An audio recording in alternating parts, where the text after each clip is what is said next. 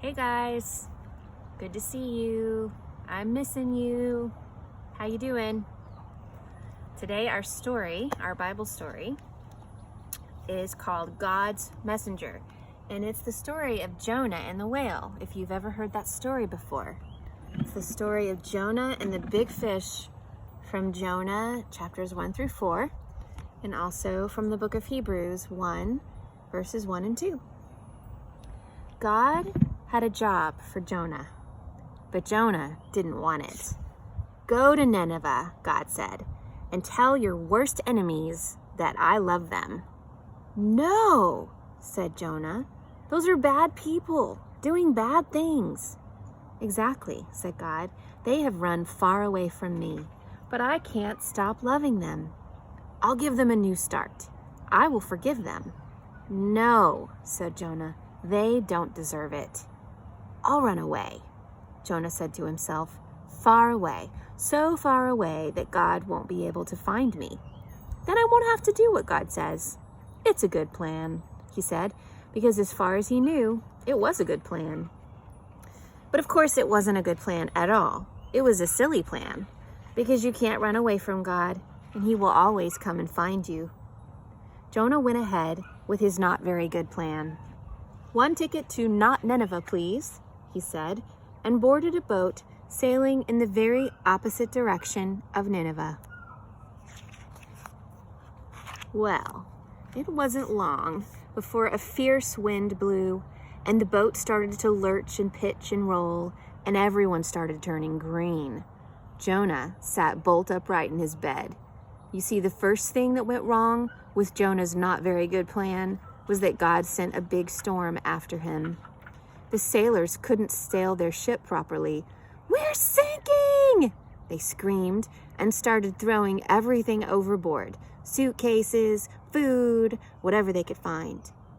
By now, Jonah knew that the storm was his fault. Throw me in instead, he shouted to the sailors, and the storm will stop. The sailors weren't sure. It's the only way you can be saved, Jonah cried. And so, 1, 2, 3, splash! No sooner had Jonah hit the water than the waves grew calm, the wind died down, and the storm stopped. Just then, when Jonah thought it was all over, when he was sure he was going to drown, God sent a big fish to rescue him. The fish swallowed Jonah whole with one big gulp. Jonah must have thought he'd died. It was so dark in there, like a tomb. But then he smelled the rotting food and felt the slimy seaweed, and he knew he wasn't dead. He was in the belly of the fish. Sitting there in the darkness for 3 whole days, Jonah had plenty of time to think.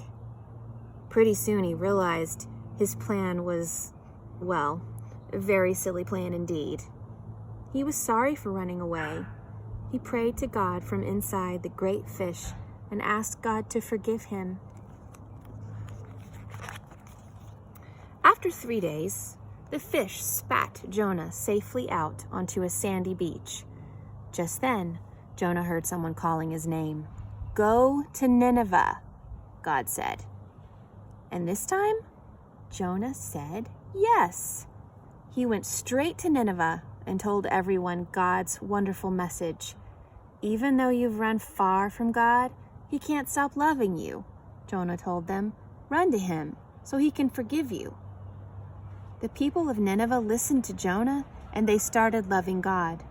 They learned to do what God said and to stop running away from him, just like Jonah.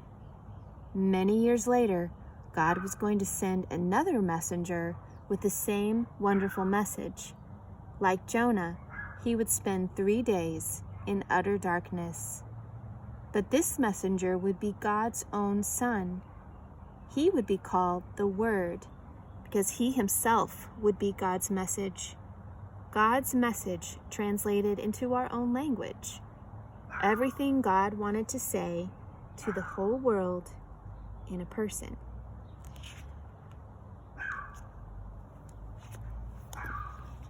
Bye, guys. Praying for you.